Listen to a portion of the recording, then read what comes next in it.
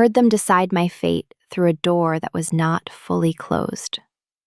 The oak was thick, heavy, meant to muffle the sounds of a household in quiet collapse. But my father's desperation had a carrying quality, a thin, sharp edge that sliced through wood and tapestry alike. My mother's voice, by contrast, was a low, insistent murmur, the sound of a velvet glove polishing a blade. They spoke of my sister, Serafina, as one might speak of a prize thoroughbred that had just bolted from its stable. She, the family's singular asset, the celestial beauty destined to restore our fortunes, had eloped with a painter of dubious talent and even more dubious prospects. Her flight had not just broken an engagement, it had shattered the final, fragile pane of glass protecting us from ruin. "The Duke will destroy us," my father whispered, the words rattling in his throat. "The contract is ironclad. Blackwood will have our lands, our name, everything." "Then we must offer him something else," my mother replied, her tone devoid of any real warmth. It was the voice she used with merchants, cool and practical. "A substitute." A heavy silence followed. I pressed my ear closer to the crack in the door, my own breathing suspended in the cold hallway. I knew, with the chilling certainty of a creature long accustomed to being overlooked, whose name would be spoken next. It was not a matter of affection or preference. It was a matter of inventory. Serafina was the porcelain doll on the velvet tray, displayed for admiration and high bidding. I was the spare teacup at the back of the cupboard, plain and functional, of no consequence until the prized piece was broken. "Ilara?" My father's voice was incredulous. "He is expecting Serafina. He has seen the miniatures. He is expecting a diamond. Ilara is quiet." Quiet. That was the word they always used. It was a kinder term than plain, less final than unremarkable. It was a gentle shroud they draped over the fact of my existence, a polite way of acknowledging that I occupied space without ever truly commanding it. While Serafina was a symphony, all soaring strings and dramatic percussion, I was the silence between notes. "He is the Duke of Blackwood," my mother stated, as if that explained everything. "They say he is more iron than man. He needs a duchess, an heir. He is not looking for a love match. One presentable girl is as good as another for that purpose. He will have his bride, we will have our salvation, and Ilara will have a title far beyond her station. It is a perfect solution." A perfect solution. The words settled in my chest like stones. I did not weep. I had learned long ago that my tears were a private currency, not to be spent where they would purchase no sympathy. I simply retreated from the door, my footsteps making no sound on the worn runner, and returned to my room. I was to be sent north, to the grim estate of a man known only for his severity and his wealth, a man they called the Iron Duke. I was not a bride. I was a reparation, a quiet apology for a debt my family could not pay. And in their desperate calculations, my own heart was a trifle, a rounding error they had dismissed without a second thought. The journey to Blackwood Manor was a gray, relentless affair, a fitting prelude to my new life. The carriage swayed over rutted roads that carried me further and further from the soft, manicured landscapes of the South into a realm of stark hills and brooding skies. The very air grew colder, sharper, smelling of damp stone and pine. When the manor finally came into view, it did not rise from the landscape so much as command it. It was a fortress of dark granite, its turrets clawing at the bruised twilight sky, its windows like vacant eyes staring out over the desolate moors. There was nothing welcoming about it. It was a place built to endure, not to comfort. I was led not to a drawing room, but to the Duke's library. The room was immense, cavernous, the walls lined from floor to ceiling with books that slumbered in the shadows. A fire roared in a hearth large enough to stand in, but its heat seemed to be consumed by the sheer volume of the space, leaving the air chilled. And there, standing before the flames, was the Duke of Blackwood. Alistair Vance was taller than I had imagined, his silhouette a stark, unyielding line against the firelight. The rumors had not exaggerated. There was an aura of formidable stillness about him, a sense of immense, controlled power. His face, when he turned, was all sharp angles and severe lines, his dark hair unsoftened by any fashionable styling. But it was his eyes that held me captive. They were a pale, glacial gray, and they held no warmth, only a piercing, analytical intelligence. He was dressed in black, the color of his reputation, the color of my future. He looked at me, and the polite artifice of the world I knew fell away. This was not the dismissive glance of a society host, not the polite sweep of a dance partner. This was a direct, unsettling assessment, as if he were reading the sum of my life in the slump of my shoulders and the fraying hem of my traveling cloak. I saw the flicker of fury in those gray eyes, the tightening of his jaw as he took in the deception. I was not the golden-haired beauty from the miniature. I was the drab sparrow sent in place of the canary. I braced myself for the explosion, for the cold, cutting dismissal that would send me back in disgrace. I had rehearsed the scene in my mind 100 times. But it did not come. Instead, a profound and heavy silence descended upon the room, broken only by the crackle of the fire. He did not speak. He simply watched me, his gaze so intense it felt like a physical touch. And in that long, unnerving stillness, something shifted. I saw the anger in his eyes, yes, but beneath it, there was something else, a flicker of curiosity? No, it was more than that. It was a look of such focused attention that I felt, for the first time in my life, utterly and completely seen. He saw my terror, I was sure of it, but he also seemed to see the small, hard knot of resilience I held within me, the quiet refusal to shatter completely. When he finally spoke, his voice was a low, resonant baritone that seemed to vibrate in the very floorboards. "They sent you."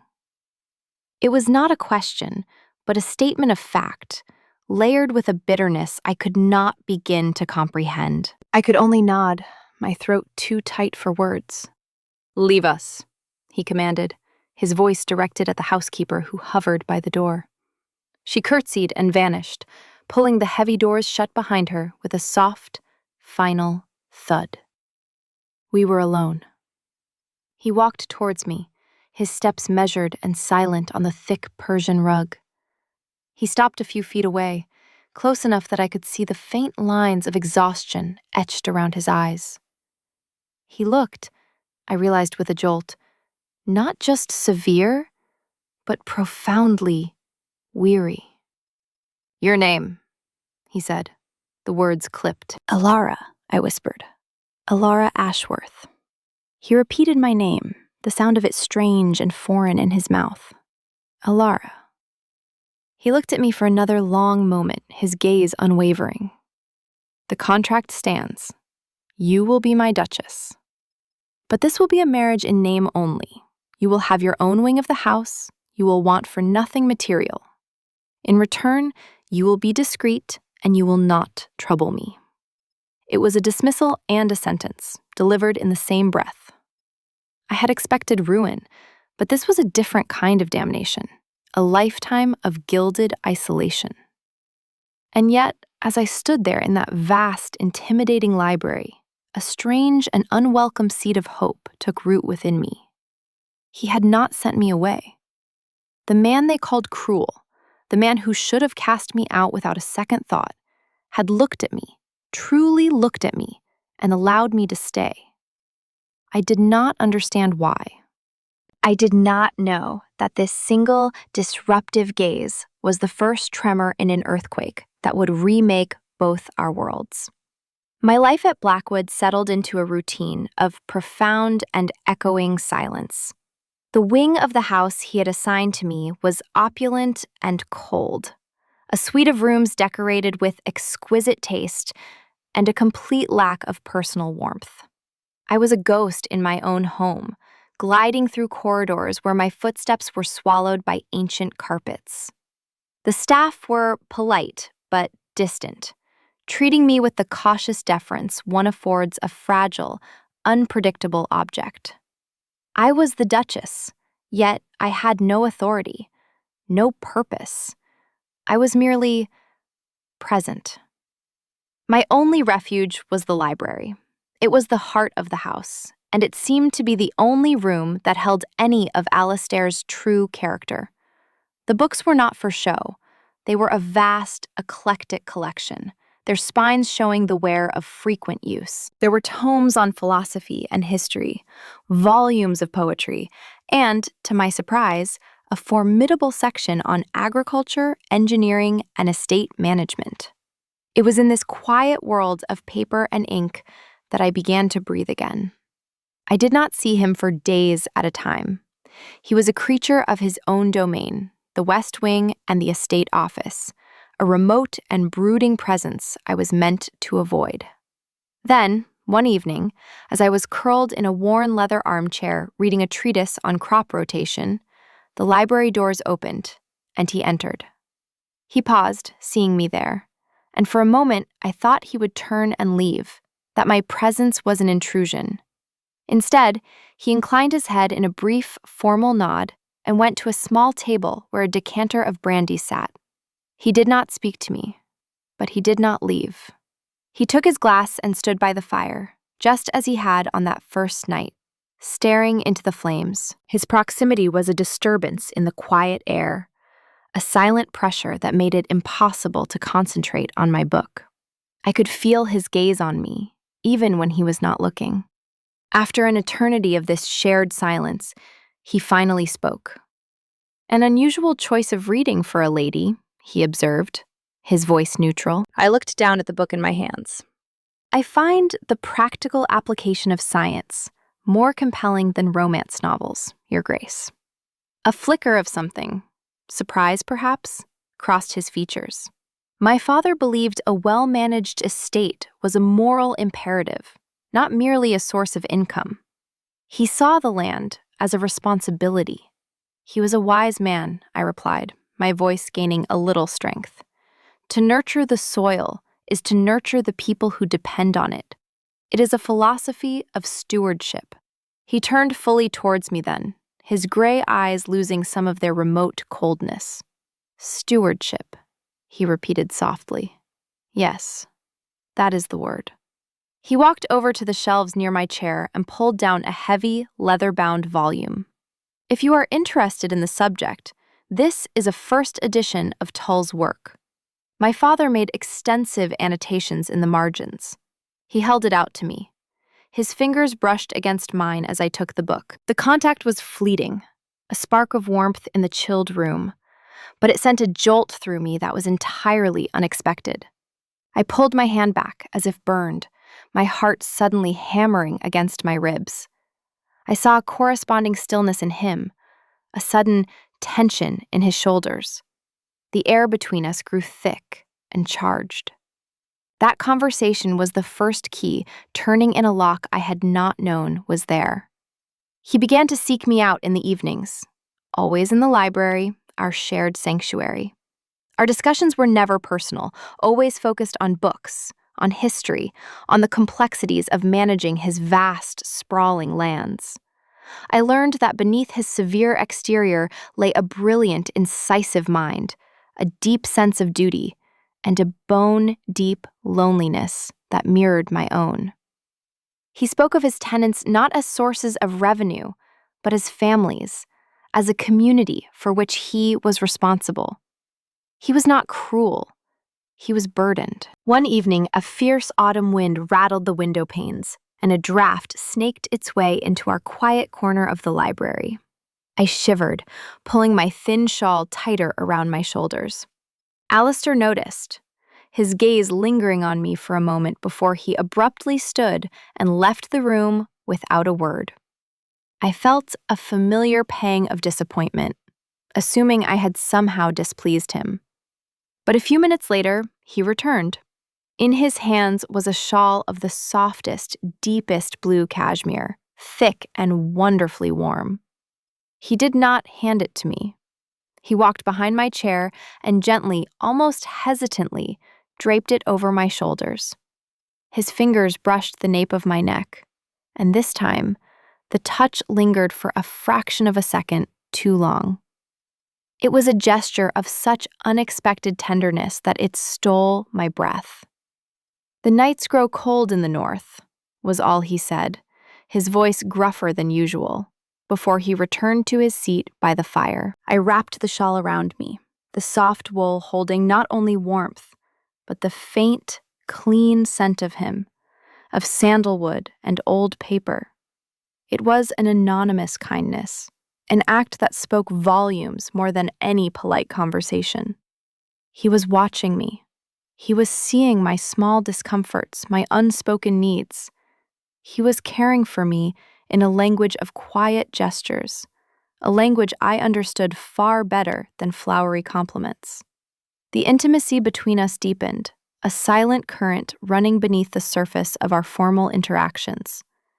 We were two solitary planets that had drifted into a shared orbit, revolving around the warm gravity of the library fire. Then, one night, as we debated a point of philosophy, a rare, small smile touched his lips. The sight was so startling, so transformative, that it made my heart ache. "You are relentlessly logical, Alara," he said, the sound of my name on his lips no longer strange, but familiar. "Right. And you, Your Grace, are relentlessly sentimental for a man who professes to be made of iron." The smile widened, reaching his eyes and filling them with a light I had never seen before. "The world calls me Your Grace," he said, his voice suddenly quiet and serious. "My friends, were I to have any, would call me Alistair." It was not a request. It was an offering, a gift of trust, a dismantling of the highest wall between us. To use his given name was a breach of every protocol, an act of profound familiarity. "Alistair," I tested the name, the syllables soft on my tongue. A warmth spread through my chest, chasing away the last of the chill. In that moment, in the quiet intimacy of that vast room, I was no longer a substitute, no longer a reparation. I was Alara, and he was Alistair, and something fragile and beautiful was beginning to grow in the stony ground of Blackwood Manor.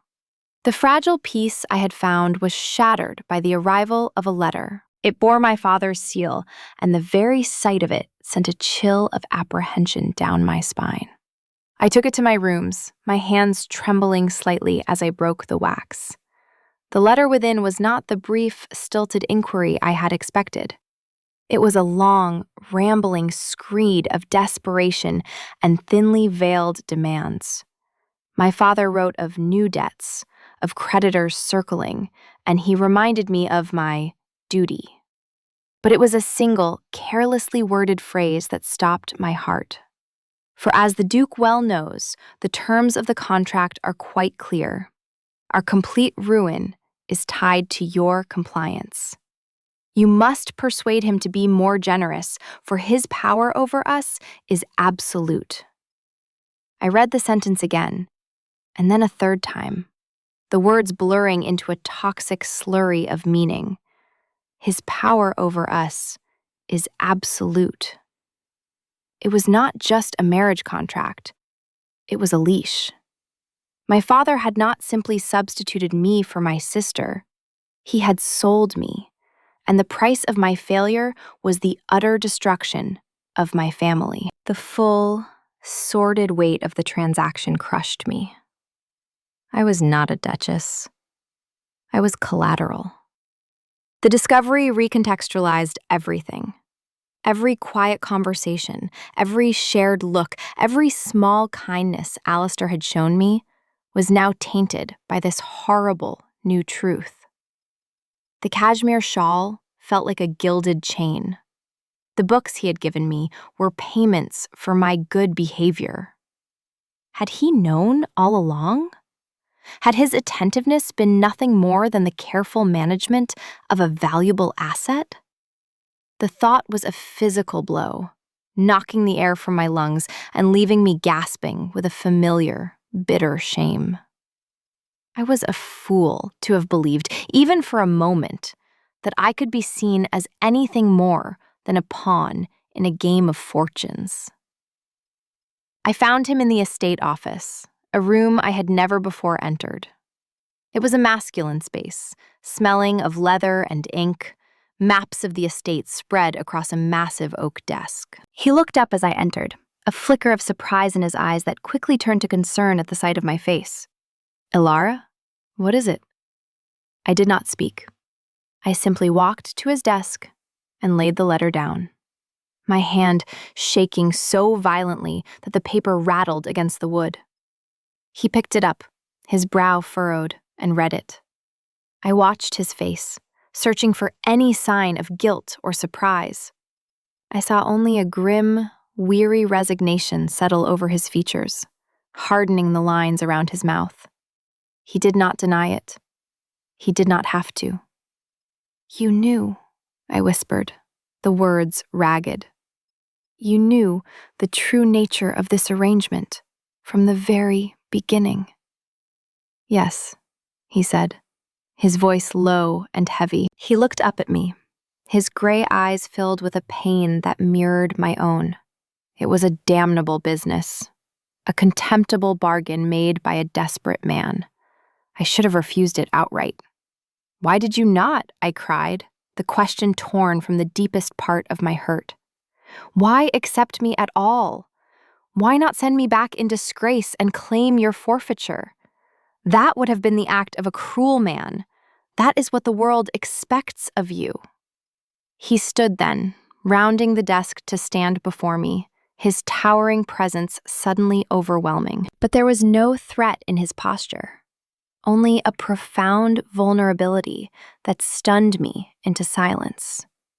"Because the world is wrong about me," he said, his voice raw with an emotion I had never heard from him before.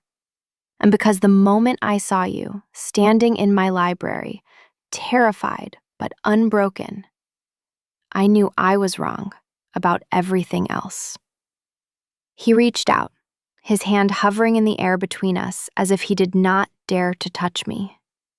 Everything about this arrangement was a catastrophe, a cold, calculated solution to a problem I believed could not be solved with the heart.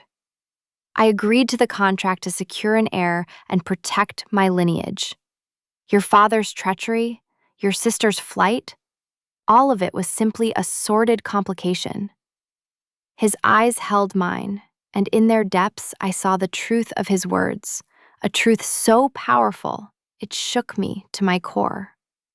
"But meeting you, Ilara," he confessed, his voice dropping to a near whisper, "that was the one thing I did not plan for.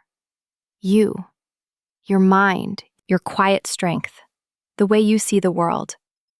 That was not part of the bargain. That was a revelation." My anger began to dissolve, replaced by a bewildering mix of hope and lingering doubt. "So the kindnesses, the conversations, were for you," he finished, his voice firm. "Only for you. They had nothing to do with this wretched piece of paper. They had everything to do with the woman who prefers books on agriculture to novels, the woman who understands the meaning of stewardship, the woman I have found myself unable to be without." The confession hung in the air, as fragile and as real as a spider's thread in the morning light. He had admitted his knowledge of the contract, but in doing so, he had confessed so much more. He had confessed that I, the overlooked, the substitute, the quiet girl, had somehow breached the walls of his formidable fortress. The crisis had brought the truth to the surface, a painful, necessary lancing of a wound. But I still stood on a precipice, unsure if I could trust the ground beneath my feet. He must have seen the war in my eyes, the battle between years of ingrained self-doubt and the staggering possibility he was offering. He turned back to his desk, but not to the letter. He opened a locked drawer and removed a different document, a thick sheaf of papers tied with a ribbon. He held it out to me. "I had my solicitor draw this up 3 weeks ago," he said quietly. "I was waiting for the right moment to give it to you. It seems that moment has been forced upon us." My fingers trembled as I took the document and untied the ribbon. It was a new contract. It was not a marriage agreement, but a deed of settlement. In precise legal language, it voided all previous agreements with my father. It released my family from every punitive clause, forgiving their debts to him completely, and it settled a significant portion of his own unentailed property, a small, profitable estate in the South, directly on me, making me a woman of independent means, my future secured entirely outside of my family's control or his own. It was an act of profound, preemptive defense. He had not just protected me, he had empowered me. He had made me his equal. I looked up from the pages, my vision blurred with tears I could no longer contain. 3 weeks ago? From the moment I knew my feelings for you were irrevocable, he admitted, the words costing him a visible effort. I could not bear the thought that you were bound to me by anything but your own free will. This, he gestured to the deed in my hands, was meant to be the precursor to a question. I intended to court you, Alara, properly, to ask you to be my wife in truth, not just in name. He took a step closer, his gaze intense and unwavering. For the first time, I saw not the Iron Duke, but the man beneath the armor, a man who had been so deeply wounded by grief that he had tried to excise his own heart. He told me then of his first wife, a young, vivacious girl he had married out of duty, and of her tragic death in childbirth along with their infant son. He spoke of the guilt and the profound, freezing sorrow that followed, a grief that had convinced him that emotion was a fatal weakness, that love was a prelude to unbearable loss. I built walls of ice around my heart, Alara, he confessed, his voice thick with unshed tears. I swore I would never feel anything again. I designed my life to be an orderly, passionless affair. And then you arrived, a quiet storm I never saw coming. With your dusty books and your steady gaze, you have accomplished what I thought impossible. You have unmade me. His vulnerability was a more powerful declaration than any flowery poem. He was offering me not just his title or his wealth, but his broken, healing heart. The last of my doubt washed away, replaced by a wave of feeling so powerful it was like a homecoming. I had been adrift my entire life, and here, in this severe and lonely man, I had found my harbor. I stepped forward, closing the small distance between us, and placed my hand on his arm. The muscle beneath his coat was tense, rigid. "Alistair," I said, my voice clear and steady now, "you did not need to court me. You have been courting me for months. In every book you shared, in every quiet conversation, in every moment you chose to see me when no one else ever had." I raised my eyes to his. My answer is yes. A long, shuddering breath escaped him, the tension in his body eased, and he covered my hand with his own, his touch warm and firm. A slow smile, genuine and utterly radiant, transformed his face. In that moment, we were no longer a duke and his substitute bride, bound by a shameful contract. We were simply Alistair and Alara, two solitary souls who had found in each other an unexpected sanctuary. We were a united front, ready to face whatever came next, together. Our newfound peace was destined to be short-lived. A raven arrived, not with a letter, but with a formal announcement. My family was on its way to Blackwood. My mother, Lady Ashworth, had invited herself, along with my father and, to my astonishment, my sister Seraphina and her new husband. My mother's intent was transparently predatory. She had heard whispers of my acceptance at the manor, and now she was coming to inspect her investment and, I suspected, to reassert her own influence. She saw my position not as my own, but as a territory her family had conquered, one she was now arriving to govern. They arrived in a flurry of inappropriate grandeur, their carriage far too ostentatious for a family on the brink of ruin. My mother swept into the great hall of Blackwood as if she were its rightful mistress, her eyes cataloguing the tapestries and the silver with a greedy gleam. My father was a shadow at her side, diminished and anxious. And Seraphina, she was changed. The radiant confidence that had always been her shield was gone, replaced by a brittle, defensive shell. Her artist husband was a sullen, resentful presence, clearly out of his depth. Alistair had insisted on receiving them formally in the grand drawing room. His formidable aunt, Lady Beatrice Vance, a woman with eyes as sharp and gray as her nephew's, had arrived the day before, a silent, powerful ally at our side.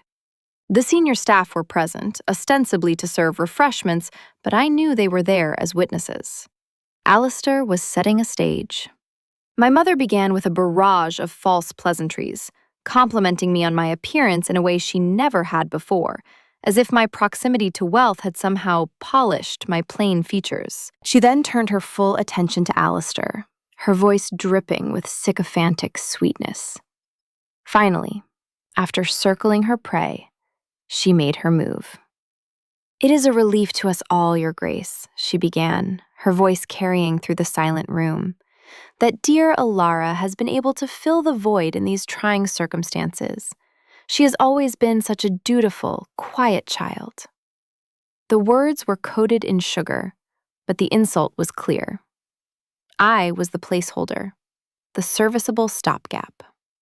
But now that Seraphina has returned to us, and this unfortunate folly with her artist is behind her, perhaps the original, more suitable arrangement can be restored. She gestured to Seraphina, who stood pale and mortified by the fireplace. "Surely, Your Grace," my mother pressed on, her audacity breathtaking, "you will not want this drab little mouse when you can have the diamond you were promised." A gasp went through the room. The air grew thick and cold. I felt a tremor of the old, familiar shame, the instinct to shrink, to disappear. But then I felt Alistair's hand find mine, his grip firm and steadying. I looked at him, and the absolute, unwavering loyalty in his eyes was all the armor I needed. He did not raise his voice. He did not need to. His calm, quiet tone was more devastating than any shout.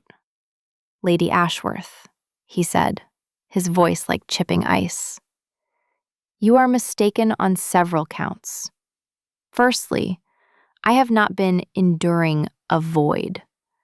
I have been discovering a mind and a character that I value more than any superficial beauty."